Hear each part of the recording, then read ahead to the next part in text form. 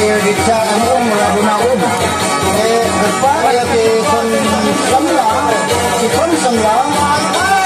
Mungkin seorang wasabah di Beliaun, di Beliaun, ini hawa ini dia di Cabe. Depan ya di Semlang. Hãy subscribe cho kênh Ghiền Mì Gõ để không bỏ lỡ những video